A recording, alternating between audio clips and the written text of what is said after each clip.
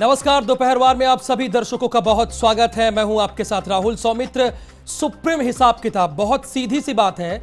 Electoral bond पर supreme court ने कहा है कि सभी दलों को बॉन्ड के बारे में जानकारी देनी होगी। सभी दलों को 15 मई तक मिले इलेक्टोरल बॉन्ड की जानकारी सील बंद लिफाफे में 30 मई तक चुनाव आयोग को सौंप देनी होगी। इस जानकारी में चंदा देने वालों का ब्यौरा भी देना होगा। चुनावी बॉन्ड पर सुप्रीम कोर्ट ने शुक्रवार को यह बड़ा फैसला लिया है। देखिए, इसे बड़े आसान और सरल भाषा में आप लोग समझिए। यानी भारतीय जनता पार्टी की जब सरकार आई तो 2017 में उन्होंने एक ऐतिहासिक निर्णय लिया।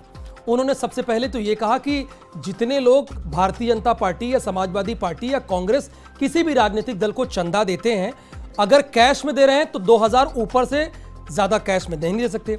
उसके बाद भारतीय जनता पार्टी ने एक प्रक्रिया लाई, यानी सरकार, केंद्र सरकार ने एक प्रक्रिया ये लाई कि आप इलेक्टोरल बॉन्ड लीजिए। कैसे लीजिए? एसबीआई के पास जाइए और खरीदिए और उसके बाद चंदा दे दीजिए।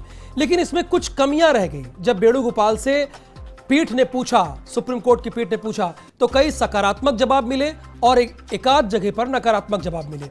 यानी फर्ज कीजिए कि किसी व्यक्ति ने चंदा दिया किसी राजनीतिक दल को, तो अब यह नहीं पता चलता कि उसने भारतीय जनता पार्टी को चंदा दिया, समाजवादी पार्टी को चंदा दिया, बसपा को दिया या कांग्रेस को दिया।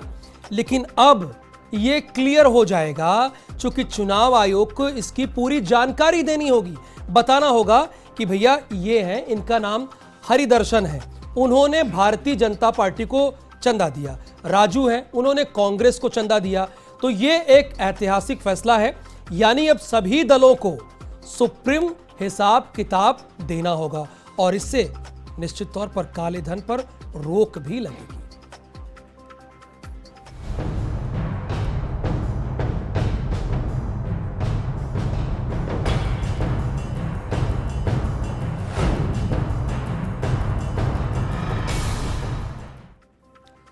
तो हमारे साथ तमाम खास मेहमान इस वक्त जुड़ गए हैं। भारतीय जनता पार्टी के प्रवक्ता और साथ ही साथ समाजवादी पार्टी के नेता और हमारे साथ कांग्रेस के नेता भी जुड़ गए हैं। भारतीय जनता पार्टी से राकेश त्रिपाठी जी हैं। राकेश त्रिपाठी जी, आपका बहुत स्वागत है। सिद्धिश्री जी हैं, ये कांग्रेस की प्रवक्ता है। सिद्धिश्री जी, आपका भी बहुत स्वागत। और फखरुल हसन, ये समाजवादी पार्टी के नेता हैं, आपका भी बहुत स्वागत। आपने कोशिश अच्छी की थी राकेश त्रिपाठी जी 2017 से, सबसे पहले कि 2000 से ज्यादा अगर कोई कैश दे रहा है तो उसको भाई आप चेक के माध्यम से दीजिए या दूसरे माध्यम से दीजिए। उसके बाद और आपने अच्छी पारदर्शी व्यवस्था करने की कोशिश की, लेकिन कुछ खामियां रह गई। यानी पता नहीं चल पाता कि या समाजवादी पार्टी को चंदा दिया, आपको दिया या सिद्धिश्री को दिया। इस फैसले को कैसे देख रहे हैं जो आज अंतरिम फैसला आया सुप्रीम कोर्ट का? देखिए, सुप्रीम कोर्ट के इस फैसले का बहुत स्वागत करते हैं और निश्चित तौर पे उस स्पिरिट को, जो भारतीय जनता पार्टी की सरकार की स्पिरिट थी कि जो चुनाव में बेनामी तरीके से कैश का इस्तेमाल होता है, जो चंदे के नाम पर बेहिसाब कैश राजनीतिक दल एक्सेप्ट करते हैं, जो अक्सर कहीं ना कहीं काले धन के स्रोत से आता है, और उसको हमने एक सकारात्मक तौर पर एक कदम उठाया था, उसको का सुप्रीम कोर्ट ने मानने का काम किया है।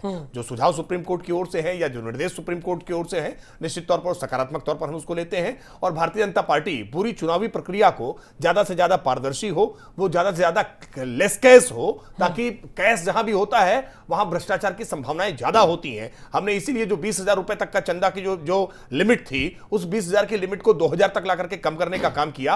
और बॉन्ड तो 1,000 रुपए का भी दिया जा सकता है। बैंक से बॉन्ड खरीदना होगा, बॉन्ड खरीद करके आप किसी राजनीतिक दल को देंगे और राजनीतिक दल उसको 15 दिन के अंदर भुगतान लेगा। यानी पूरा मामला पारदर्शी तरीके से होगा। राजनीति में, चुनावों में पारदर्शिता हो, भारतीय जनता पार्टी इसकी पक्षधर है। और इसी संदर्भ में जो भाजपा की सरकार ने फैसला लिया था, आज सुप्रीम कोर्ट ने उसके पक्ष में मोहर लगाने का काम किया है।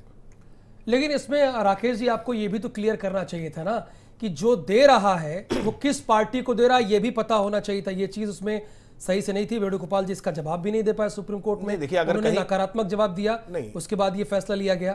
देखिए, अगर कहीं पर भी कोई भी सुझाव सकारात्मक तौर पर आता है तो हम उसको सकारात्मक रूप में ही देखते हैं। अगर सुप्रीम कोर्ट ने इस बात की अपेक्षा की है राजनीतिक दलों से कि वो बताएं कि चुनावी बॉन्ड किसने दिया है, तो निश्चित तौर पर हम इस बात से पीछे नहीं हटने वाले हैं। हमने एक मसौदा रखा था, एक प्रस्ताव रखा था, एक पहल की थी, सकारात्मक पहल की थी। अगर उसमें कुछ नई बातें और जोड़ी जाने योग्य है तो निश्चित तौर पर हम कोई हठधर्मिता के साथ नहीं है। जो नई बातें हैं उनको भी स्वागत करके जोड़ेंगे। करेंगे। लेकिन जो समूचा विपक्ष अब तक इन पर तमाम प्रश्न उठा रहा था कि ये चुनावी बॉन्ड नहीं आने चाहिए, आज उनको करारा तमाचा लगा है कि चुनावी बॉन्ड को आज सुप्रीम कोर्ट ने ग्रीन सिग्नल देने का काम किया है, उसको पूरी तरह से एक्सेप्ट करने का काम किया है। फखरुल हसन, अब पाई पाई का हिसाब होगा, किस व्यक्ति ने आपको कितना चंदा दिया, हेलीकॉप्टर से कैसे उड़ रहे हैं, कैसे जा रहे हैं, कैसे अपना कार्यालय हाईटेक कर ले रहे हैं, यानी समाज सेवा के लिए काम कर रहे हैं और हाईटेक हो गया आपका कार्यालय।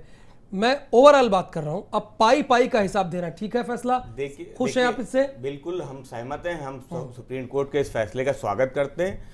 देश की जनता भी बाहुबल पे रोक भी लगेगा, बिल्कुल लगनी ही चाहिए। क्योंकि जिस तरीके से अभी भारतीय जनता पार्टी के मित्र हमारे बोल रहे थे, ये जो चुनाव में सुधार का या चंदे का जो मुद्दा था सबसे पहले उठा था जब अन्ना हजारे का आंदोलन चल रहा था। उस आंदोलन के बाद ही इस चुनाव के चंदे के बारे में जो चर्चा हुई, बहुत सी बहस हुई, उसके बाद ये जो चंदे की बात आई है, सुप्रीम कोर्ट ने भी उसका संज्ञान लिया, हम इसका स्वागत करते हैं। लेकिन भारतीय जनता पार्टी के लोग ये भी तो बताए कि क्यों नहीं उन्होंने आरटीआई के दायरे में उसको पार्टियों को लेके आए, उनके चंदे को क्यों नहीं आरटीआई के दायरे में लेके आए। हम तो स्वागत करते हैं, हम तो उस पर भी सहमत हैं, हम तो उसका भी समर्थन करेंगे, आप उसको आरटीआई के दायरे में ले आए। भारतीय जनता पार्टी पर ही आ जाएंगे, अच्छी बात है, आपके प्रतिद्वंदी हैं, लेकिन आज का जो फैसला है उसमें तो क्लियर हो जा रहा है राहुल जी, यानी समाजवादी पार्टी को या भारतीय जनता पार्टी को किसने चंदा कितना दिया, बिल्कुल सहमत, तो क्लियर हो रहा है ना, बिल्कुल सहमत है राहुल जी। लेकिन जब भारतीय जनता पार्टी ने विपक्षी दलों पर आरोप लगाया तो उसका जवाब भी देना जरूरी है, क्योंकि अगर ये आरोप ना लगाते, ये सीधे सीधे इन्होंने विपक्ष को कटघरे में खड़ा कर दिया। ये वही पार्टी है जो पूरे देश में बड़ी बड़ी रैलियां कर रहे हैं, उसमें कहां से पैसा आ रहा है ये सब बड़ी रैलियां कर रहे हैं, लेकिन अब तो हिसाब देना पड़ेगा ना, उसमें आप ये कहना कहां उचित रह जाएगा? राहुल जी, बड़ी रैली का हिसाब तो देना होगा ना, बिल्कुल एक एक रुपए का हिसाब देना पड़ेगा। देश में सत्ताधारी पार्टी को यह भी हिसाब देना पड़ेगा कि पूरे हिंदुस्तान में जो उन्होंने हेलीकॉप्टर बुक कर लिए हैं उसका भी हिसाब देना पड़ेगा। हेलीकॉप्टर से आप नहीं उड़ रहे हैं? नहीं, हम उड़ रहे हैं, लेकिन कितने हेलीकॉप्टर कितने महीने पहले किस पार्टी ने जो है बुक कर लिए थे, वो भी जानकारी राहुल जी है हम लोगों को कि कहां किसको मिल रहे हैं। दूसरे जो राजनीतिक दल हैं उनको उन हेलीकॉप्टरों को लेने में भी दिक्कतें आ रही, क्योंकि भारतीय जनता पार्टी चुनाव से बहुत राकेश जी कोई दिक्कत नहीं, चूंकि चुनाव का पहला चरण ये अभी खत्म हुआ है और इस वक्त ऐसा फैसला ठीक है, इलेक्शन कोई दिक्कत नहीं। इलेक्शन बॉन्ड पर जो तमाम सारी आपत्तियां व्यक्त करने वाले दल थे विपक्ष के, आज उनको कम से कम मुझे लगता है आईना दिखाने का काम सुप्रीम कोर्ट ने किया है। इलेक्शन बॉन्ड पर जो ऑब्जेक्शन व्यक्त की जा रही थी उस ऑब्जेक्शन को पूरी तरह से खारिज कर दिया है। हाँ, उसमें कुछ सकारात्मक और सुझाव जोड़े हैं जिसका हम स्वागत करते हैं, क्योंकि हमने एक रचनात्मक सकारात्मक पहल शुरू की थी जिसको सुप्रीम कोर्ट ने कहीं ना कहीं स्वीकार किया है कि हाँ, इलेक्शन बॉन्ड वाजिब है, इनको जारी होना चाहिए। क्योंकि ये आज जो कैश में चंदा लेने की पद्धति थी ना, तमाम राजनीतिक दल, आपको रोचक तथ्य लगेगा कि तमाम राजनीतिक दल जो चंदा प्राप्त करते हैं उसका 80 से 90% तक ये कह देते हैं कि 20,000 से कम की राशि का है और ये कैश हमने प्राप्त किया है। तो पुरानी बात है, उसके बाद तो जब हमने 2,000 रुपए जब हमने 2,000 रुपए तक का किया तब भी पीड़ा हुई थी। और उसके बाद जब हम एक नई रचनात्मक पहल लेकर के आए कि इलेक्शन बॉन्ड में आप बैंकों से जाकर के बॉन्ड खरीदिए और राजनीतिक दल को दे दीजिए, तो इस बात में आपत्ति क्या थी? क्यों नहीं बैंक जाना चाहते हैं? क्यों ये पैरेलल इकोनॉमी का खड़ा करना चाहते हैं? क्यों सिद्धिश्री जी, आप बैंक क्यों नहीं जाना चाहती हैं और क्यों बार बार सवाल खड़े कर रही हैं? राकेश त्रिपाठी जी पूछ रहे हैं। देखिए, सुप्रीम कोर्ट के इस फैसले का बहुत बहुत स्वागत करती हूँ। इसमें एक पारदर्शिता चलिए, अच्छी बात है, आज पहली बार है किसी डिबेट में राकेश त्रिपाठी जी भी सहमत हैं, सिद्धिश्री जी भी सहमत है, फखरुल हसन भी सहमत है। अच्छा लग रहा है कि कम से कम किसी भी मुद्दे पर तो तमाम तीनों राजनीतिक दल एक साथ आए, एक मंच पर आए। लेकिन फिर आरोप क्यों लगा रहे राकेश जी आपके ऊपर? देखिए, इनका तो आरोप प्रत्यारोप का तो इनका है, ये जीन्स में है, ये काम इनका यही रहता है। क्योंकि अब ये बताएंगे कि 42 हेलीकॉप्टर बुक कर रखे हैं, तो वो धनराशि कहाँ से आई थी? जो 7 स्टार जो होटल नुमा इन्होंने दिल्ली में मुख्यालय बनाया है, उसके अलावा भी 600 इनके कार्यालय बने, वो राशि कैसे आई? जब नोटबंदी हुई थी तब जो जिस प्रकार का आर्थिक आपात स्थिति हो गई थी देश में, उसके दूसरे दिन ही गोरखपुर में कितने सैकड़ों मोटरसाइकिल खरीदी गई थी, वो कैसे आई? हम तो आरटीआई के तहत बहुत कुछ सामने लाके रख चुके हैं। इनको अब ये जवाब देइए कि जिस प्रकार से पैसा वो उनके मुख्यमंत्री अरुणाचल के वहाँ कैसे उनके पास मिला, उनकी कॉन्वाई में पैसा 1 करोड़ के 80 लाख के करीब, तो ये इनको ज्यादा चिंता होनी चाहिए। इनके राकेश जी, सिद्धिश्री जी कह रही हैं कि वो तो पहले से ही सब कुछ पाक साफ रखना चाहती थी, आरटीआई के दायरे में उन्होंने तमाम चीजों को लाया, लेकिन आप कोई नया काम इसमें नहीं कर रहे हैं, इस बात खुलाकर। देखिए, दो बातें मुझे आपके कार्यालय बेहतर हुए, जिलों में आपके कार्यालय खुले, आपने बाइक खरीदी, इन्हें क्या, ये तो बनारस पहले ही सिंपल तरीके से चुनाव लड़ रही है। साड़ियां बांटी गई, इतनी अटैची बांटी गई, यही काम अमेठी में हुआ है। आप विकास सुन लेते हैं, अब उनका जवाब सुनते हैं ना। सिंपल तरीकों के कारण आज राहुल जी और श्रीमती सोनिया जी जमानत पर बाहर हैं, और कोई दूसरा मसला नहीं है कि यंग इंडियन को कैसे पैसा नेशनल हेराल्ड ने दिया। एक ही कोषाध्यक्ष दूसरे संस्था में कोषाध्यक्ष बनकर के लोन देते हैं, फिर तीसरी एक संस्था में कोषाध्यक्ष बनकर के उसको खरीद लेते हैं। किस प्रकार की जालसाजी होती थी ये आज देश के सामने है, और इसी नाते आज जमानत पर रिहा है श्रीमती सोनिया गांधी जी भी और राहुल गांधी जी भी। मैं प्रश्न उनसे भी पूछना चाहिए, जो नोटों की माला यही लखनऊ में पहना करते थे, हजारों रुपए के, करोड़ों रुपए के, लाखों रुपए के नोटों की माला पहना करते थे, हिसाब नहीं होता था कि ये नोट कहां से आए हैं। आज इलेक्शन कमीशन के द्वारा कुछ पहल शुरू की गई है, केंद्र सरकार के द्वारा कुछ पहल शुरू की गई है कि चुनाव में कैश का फ्लो कैसे रोका जाए, कैश का प्रयोग कैसे कम किया जाए, क्योंकि जहां ज्यादा कैश होता है आप मान के रखिए कि वहां ज्यादा भ्रष्टाचार होता है। नहीं राकेश त्रिपाठी जी, निश्चित तौर पर आप उत्तर प्रदेश के भारतीय जनता पार्टी के तेज तर्रार प्रवक्ता हैं और जानते भी हैं, समझते भी हैं, लेकिन आप नोटों की याद तो आ गई, लेकिन सिक्कों से किसे तौला जा रहा है वो शायद भूल रहे हैं। नोटों की तो याद है आपको, नहीं देखिए, लेकिन सिक्कों से कौन तौला जा रहा है? किसी को भी तौल लिया जा रहा है। प्लीज हमको भी बोल लेने दीजिए ना प्लीज। सोने के या चांदी के नहीं है, और सिक्कों की राशि कितनी बनती है ये आप भी जानते हैं, हम भी जानते हैं। हजारों रुपए के सिक्के हो सकते हैं जिसमें किसी व्यक्ति को तौला जा सकता है, वो करोड़ों रुपए की राशि के नहीं होते हैं, और इनका हिसाब दिया जा सकता है। जो प्रश्न सिद्धि जी उठा रही थी कि कार्यालय कैसे बनाए हैं, देखिए, किसी भी राजनीतिक दल की जो भी संपत्ति होती है उसका ऑडिट होता है, और वो ऑडिट की रिपोर्ट इलेक्शन कमीशन को सबमिट करनी होती है। ये पूरी प्रक्रिया होती है। कहीं किसी भी प्रक्रिया में अब तक भारतीय जनता पार्टी को आरोपित नहीं किया गया है, लेकिन यंग इंडियन के मामले में, नेशनल हेराल्ड के मामले में कोर्ट में मामला चल रहा है, और भ्रष्टाचार के आरोप में आज जमानत पर रिहा है कांग्रेस पार्टी के अध्यक्ष, भ्रष्टाचार के आरोप में। भाजपा पर कोई आपकी सरकार नहीं है सिद्धिश्री जी, आपकी सरकार नहीं है, भ्रष्टाचार सरकार भारतीय जनता पार्टी और कांग्रेस और सपा की होती है क्या? करोड़ों रुपए का भ्रष्टाचार येदियुरप्पा जी की डायरी में निकला है, तो वो कैसे हुआ? अब इनके भ्रष्टाचार की तो बहुत सी लिस्ट है ना। छत्तीसगढ़ का जो अनाज घोटाला हुआ, चिक्की घोटाला हुआ, अच्छा, आप ये कह रही हैं, यानी अगर नहीं, सुनिए ना सिद्धिश्री जी, एक मिनट देखिए, सुनिए ना, जो भारतीय जनता पार्टी से जुड़े हुए लोग हैं उन्हें सहूलियत दी जाती है, और जो कांग्रेस से जुड़े हुए लोग हैं उन्हें पकड़ लिया जाता है, चाहे वो खाल मिल रही हो, चाहे करोड़ों रुपए मिल रहा है, उनको पकड़ लिया जा रहा है। जो भारतीय जनता पार्टी से जुड़े हुए उनको छोड़ दिया जा रहा है। ऐसा हो रहा है इस वक्त देश में। देखिए, हम आपको एक चीज और बता दें, इनके राष्ट्रीय अध्यक्ष जी बीजेपी के अमित शाह जी, उन्होंने अपनी रैली में कहा था कि हमारा कोई आइडिया, मतलब योजना नहीं थी कि वाड्रा को हम जेल में डालने की। तो इससे क्या साबित होता है? ये उनके खुद के कहे हुए शब्द हैं, तो इसका मतलब ये चुनावी स्टंट है। जब प्रियंका जी उतरी पूर्वी अमित शाह तो राष्ट्रीय अध्यक्ष है, वो कैसे जेल में डालेंगे? नहीं, वो सरकार में है क्या? अरे भाई, सब कुछ कैसे वो, अगर वो कह दे रहे तो मान लेंगे क्या? उन्हीं की चल रही है, उन्हीं की सरकार चल रही, सब कुछ तो उनका। अगर ऐसा ना होता तो लाल कृष्ण आडवाणी जी को अच्छा, इस देश में कानून है कि नहीं, आप मानती हैं कि नहीं? कानून है कि नहीं? देश संविधान चल रहा है कि नहीं? कानून कहाँ सर्वोपरि है, कानून के ऊपर चल रही है इनकी आरएसएस और बीजेपी की विचारधारा। अगर ऐसा नहीं, था, अच्छा, ये प्रॉब्लम है। नहीं, एक सिद्धिश्री जी को ये प्रॉब्लम है कि ये 42 हेलीकॉप्टर का इस्तेमाल कर रहे हैं ना, ये 42 हेलीकॉप्टर का इस्तेमाल कर रहे हैं, तो अब तो इनको बताना होगा ना 30 तारीख को, तब तो क्लियर हो जाएगा ना चुनाव आयोग को। कि तब भी कह देंगे कि चुनाव आयोग भारतीय जनता पार्टी के इशारे पे चल रहा है, तब ये नहीं कहेंगे ना, ये बैलेंस करेंगे ना इनकी, तो भाई बैलेंस करने में तब ये नहीं कहेंगे ना, ये तब ये नहीं कहेंगे, पहले ये बता दीजिए। हमने कहा सुप्रीम कोर्ट की पूरी चीज को हम लोग, जो भी बॉन्ड है, जो भी कुछ है, हम उसको आदर करते हैं, उसको पूरी तरह मानते हैं उस चीज को। नहीं, जो चुनाव आयोग में दिया जाएगा सुप्रीम कोर्ट के फैसले के बाद, तब तो ये सवाल नहीं खड़ा करेंगे ना, क्योंकि आप खड़े कर देती हैं, जो कि कहती है कि वोट जा रहा है का डाल रहे हैं, हाथी पे चला जा रहा है, कमल पे, उसका एविडेंस भी होना चाहिए कि आपके करोड़ों फॉलोअर्स होते हैं। हुआ है तो किया होगा। देखिए भाई, नमो के पैकेट के बाद में कहा गया वो नमो आउटलेट ही है। नमो का मतलब यानी कोई राहुल कर्रा निकाल ले, एक मिनट राकेश जी, राहुल कर्रा निकाल ले और गांधी का गा निकाल ले, और राग से कुछ चल रहा है तो मतलब देश के संगीत पर पाबंदी लगा देनी चाहिए। राग है ना भाई, पाबंदी लगा देनी चाहिए, गाना नहीं बजना चाहिए। नहीं, नमो मतलब क्या हुआ जरा बताइए ना।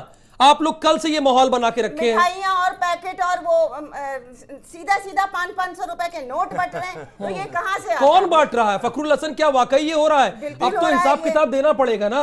अगर 500 के नोट बांटे जा रहे हैं, नमो के फूड पैड फूड्स पैक बांटे जा रहे हैं। तो देखिए, नमो जो भारतीय जनता पार्टी ने अपना स्लोगन दिया था, नहीं उसमें उन्होंने ऐसे जैसे दबंग 1, दबंग 2, दबंग 3, दबंग 9 तक सलमान खान की कंपनी ने उसमें वो कर लिया है। तो नमो पर इनका कॉपीराइट है क्या? नहीं, नमो पर इन्होंने कॉपीराइट करा लिया है। कॉपीराइट नहीं है, लेकिन क्योंकि इलेक्शन कमीशन ने नमो चैनल को भी बैन किया था, इसी वजह से। अरे नमो चैनल पे, अरे सुनिए ना सर, नमो चैनल पर मैं बोल रहा हूँ, बहुत आप तेज तर्रार प्रवक्ता है, मैं आपका सम्मान कर रहा हूँ। नमो जो चैनल था ना, उसको मैंने भी देखा, तो उसमें देश के प्रधानमंत्री नरेंद्र मोदी की फोटो थी। जिस फूड्स पैक का आप लोग जिक्र कर रहे हैं उसमें कहां लिखा था, जरा बताइए ना। ये भ्रम क्यों फैलाते हैं चुनाव में? नहीं, क्यों फैलाते हैं ना? देखिए, भारतीय जनता पार्टी उसी का नारों का इस्तेमाल करती है, वो चुनाव में उसी नारों को लेकर प्रचार करती है।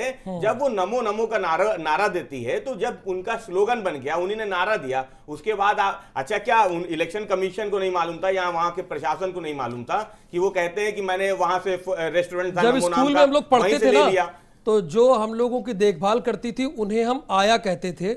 राकेश त्रिपाठी जी अब नहीं कह पाएंगे आप, चूंकि नमो पे तो पाबंदी है। आ से अखिलेश, या से यादव, फंस गए ना आप। नहीं, बड़ी कठिनाई है कि आज डेस्परेशन में, हताशा में ऐसे मुद्दों को उठाने का काम किया जा रहा है। स्पष्ट है, बहुत पहले से, दशकों से वहां पर दुकान चल रही है नमो नाम से, पूरी फूड चेन है उनकी पूरी फूड चेन। क्या भाजपा कब्जा कर लेगी नमो के नाम पर? ये कैसे तर्क कर रहे हैं? हताश और निराश नहीं, या तो राकेश जी ऐसा हो जाए ना, राकेश जी ऐसा हो जाए जिस तरह से सलमान खान ने दबंग 9 तक अपना कॉपीराइट करा लिया है, तो आप नमो पर कॉपीराइट करा लीजिए कि भैया देश में कोई आगे से नमो नहीं लिख सकता, कॉपीराइट हमारा है। या तो ऐसा हो जाए ना। यही बड़ी चिंता का विषय है कि आखिरकार कल मैं उस पूरी पेज को देख रहा था, कल 8 लोकसभा सीट के कवरेज कर रहा था, उसमें तो समाजवादी पार्टी के नेता है, कांग्रेस के भी नेता है, वो कहने लगे फूड्स पैक पाए गए, भारतीय जनता पार्टी पुलिस बांट रही थी। नहीं, कैसे ये हो सकता है? अगर वो अपने आप को बांट रहे हैं तो भ्रम क्यों फैलाया? नहीं, देखिए, और ये एक रोचक बात समझिए कि ये भ्रम जानबूझ करके फैलाए जाते हैं, ये जानते हुए कि इसमें सच्चाई नहीं है। राहुल गांधी जी अमेठी में और अपना नामांकन दाखिल करने गए, एक लेजर लाइट की शिकायत उन्होंने करके एक विक्टिम कार्ड खेलने का काम किया, और लेजर लाइट किसकी निकली? एआईसीसी के ही कैमरामैन के मोबाइल की लाइट जो लेजर के रूप में उनके ऊपर पड़ रही थी। यानी खुद ही जाल रचेंगे, फिर उस जाल में फंसने का नाटक करेंगे, फिर अपने आप को विक्टिम बताएंगे। देखिए राकेश जी, आपके सवाल पर सिद्धिश्री जी मुस्कुरा, राहुल जी वो मुस्कुरा क्यों रही है? थोड़ा ये षड्यंत्र जितने भी करेंगे, सिद्धिश्री जी बताइए इस मुस्कुराहट की वजह क्या है? अब वो तो सीधे आरोप लगा रहे थे, आप मुस्कुरा रही हैं। वो स्वीकार कर रही है आरोप सच है, और क्या? बोलिए ना सिद्धिश्री जी। देखिए, वो ये कह रहे हैं कि हम किसी चीज को अभी नहीं कह सकते जब तक कि पूरी जांच ना हो जाए उसमें। वो कह रहे हैं कि लाइट मोबाइल की है, सीसी के कार्यकर्ता की, तो धूप में क्या ग्रीन लाइट आ जाती है क्या एकदम? लेजर लाइट तो कहीं भी जाती है, और एआईसीसी के कैमरामैन की लेजर लाइट ने बता दी है, पहले एक होती थी, बचपन में इस्तेमाल किया जाती थी, बहुत दूर तक। हाँ बिल्कुल, सिनेमा हॉलों में प्रयोग करते थे, उसका बैन किया जाता था लेजर लाइट को। हमें याद है बचपन में इस तरह के प्रयोग होते थे, और सिनेमा हॉलों में लेजर लाइट को बैन किया जाता था। 1 मिनट, आप सभी प्रवक्ताओं को मैं कहूंगा कि जुड़े रहिए। जगदीप छोकर जी हमारे साथ जुड़े हैं, जो कि याचिका करता है। जगदीप जी, आपका भारत समाचार पर बहुत स्वागत है। और भले ही आज अंतरिम फैसला हो, लेकिन ये एक ऐतिहासिक निर्णय है। यानी जरा हमारे दर्शकों को आप ये बताइए कि आज के फैसले से भारतीय जनता पार्टी, कांग्रेस, समाजवादी पार्टी, बसपा, इन लोगों पर क्या फर्क पड़ने वाला है? क्योंकि पहला चरण तो बीत गया, अब 6 चरण और है। क्या फैसला है, जरा बताइए सर, सरल भाषा में। देखिए, फैसला ये है कि सारे राजनीतिक दल जिनको इलेक्टोरल बॉन्ड में कुछ चंदा मिला है, वो उसकी पूरा ब्यौरा, यानी कि कितने रुपए के इलेक्टोरल बॉन्ड उनको मिले और किसने दिए, ये ब्यौरा वो चुनाव आयोग को देंगे 30 मई तक। और चुनाव आयोग इस ब्यूरो को अपने पास रखेगा, और जब सुप्रीम कोर्ट अगली तारीख फिक्स करेगी तब इसके बारे में बाकी फैसला होगा। ये फैसला जो आप कह रहे हैं ऐतिहासिक है, वो किसी हद तक खैर ठीक है, लेकिन इससे कुछ ज़्यादा असर इसलिए नहीं पड़ेगा क्योंकि पिछले 2 साल से सरकार ये कह रही है कि ये इलेक्टोरल बॉन्ड अनोनिमस है, किसी को पता नहीं चलेगा कि किसने ख़रीदा है। तो अगर पॉलिटिकल पार्टियों ने ये कह दिया कि भाई हमें तो पता नहीं किसने ये ख़रीदा और किसने हमें दिया, तो उसके बाद तो कोई इन्फॉर्मेशन आएगी ही नहीं। ये इन्फॉर्मेशन के किसने कितने बॉन्ड ख़रीदे हैं, स्टेट बैंक के पास है और किसी के पास नहीं होनी चाहिए सरकार के कहने के मुताबिक। तो पॉलिटिकल पार्टियों से ये कहना कि आप बताइए, वो कहेंगे हमें तो पता ही नहीं किसने दिया है। तो इस फैसले से जो आपने चारों पार्टियों के नाम लिए, उनको भी और किसी भी और पार्टी को कोई फर्क नहीं पड़ने वाला। फर्क नहीं पड़ेगा, यानी चुनाव आयोग को नाम तो बताना होगा ना। यानी भारतीय जनता पार्टी को, फर्ज कीजिए हरिश्चंद्र प्राइवेट लिमिटेड कोई कंपनी है, वो भारतीय जनता पार्टी को 10 करोड़ रुपए दे रही है, तो कम से कम ये तो बताना पड़ेगा ना कि हरिश्चंद्र प्राइवेट लिमिटेड कंपनी ने भारतीय जनता पार्टी को इतने का बॉन्ड दिया। कम से कम उनका नाम चुनाव आयोग के पास रहेगा तो जाएगा। तो देखिए ऐसा है, हाँ, सरकार का पिछले 2 साल से ये कहना है कि पॉलिटिकल पार्टी को ये पता नहीं लगेगा किसने उनको पैसा दिया। ठीक है, इलेक्टोरल बॉन्ड एक गुमनाम इंस्ट्रूमेंट है, उस पे किसी का नाम नहीं होता है। यानी तो अगर मैं बॉन्ड एक मिनट रुकिए, अगर मैं बॉन्ड लिफाफे में डाल के पॉलिटिकल पार्टी का पता लिख के और अपना नाम उसके ऊपर ना लिखूं और पॉलिटिकल पार्टी को भेज दूं, तो पॉलिटिकल पार्टी को पता नहीं चलेगा। यानी ये तो पॉलिटिकल पार्टियां चुनाव आयोग को ये बताएंगी, नहीं, चुनाव आयोग को पॉलिटिकल पार्टियां ये बताएंगी कि हमें इलेक्टोरल बॉन्ड में इतने पैसे मिले। बस वो कहेंगे कि हमको तो पता नहीं है किसने दिया है, हमें ये कैसे पता लगे। तो आज के इस अंतरिम फैसले में भी ये बात नहीं आई। मैं वही सर आपसे जानना चाह रहा हूं सरल भाषा में। मैंने आपसे कहा कि किसी व्यक्ति ने नहीं, अंतरिम फैसले में ये बात बिल्कुल नहीं आई।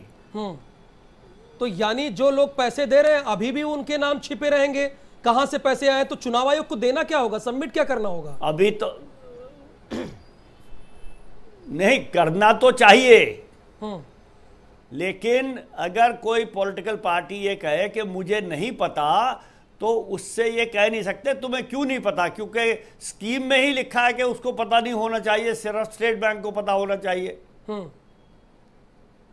तो ये पूरा आंकड़ा जगदीप जी स्टेट बैंक तो के ये पास, स्टेट बैंक से पूछना चाहिए था। हाँ, स्टेट बैंक के पास तो होगा ना ये आंकड़ा पूरा।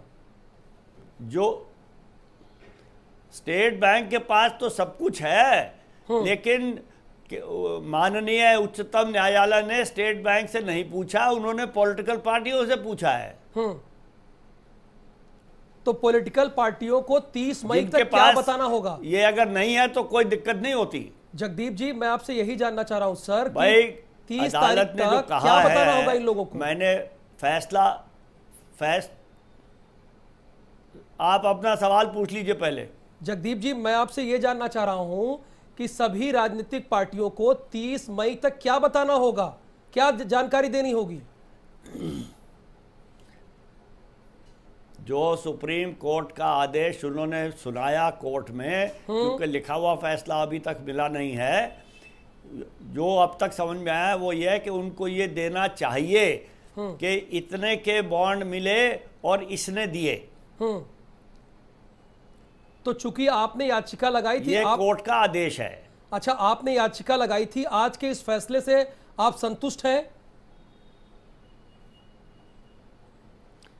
संतुष्ट कैसे होंगे, आप मेरी बात को जरा सुन लीजिए। हाँ बिल्कुल, बताइए सर। ये पॉलिटिकल पार्टियों को करना चाहिए,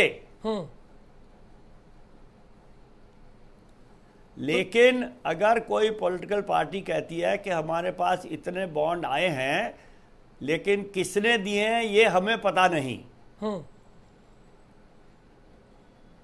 तो फिर ये पारदर्शी व्यवस्था कैसे हुई? अगर वो ये कह देते हैं तो कोई नहीं हुई ना।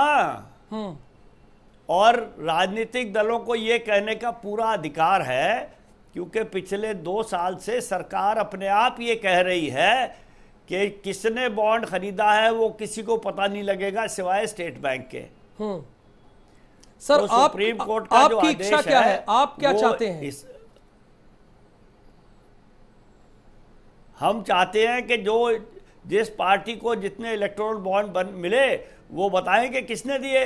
क्योंकि पार्टी ये कह सकती है कानून के अंतर्गत कि हमें नहीं पता, स्टेट बैंक को ये सार्वजनिक करने चाहिए। हमने तो ये सुप्रीम कोर्ट को ये याचना की थी कि स्टेट बैंक को कहिए कि जितने भी अब तक बॉन्ड बिके हैं वो बताएं किसने कितने का खरीदा है। चलिए जगदीप जी, बहुत बहुत शुक्रिया और उम्मीद है कि जो आप सोचते हैं ये पूरा हो। हमारे साथ जुड़े भारत समाचार के साथ आपका बहुत शुक्रिया। राकेश त्रिपाठी जी, आपका भी बहुत शुक्रिया हमारे साथ जुड़ने के लिए।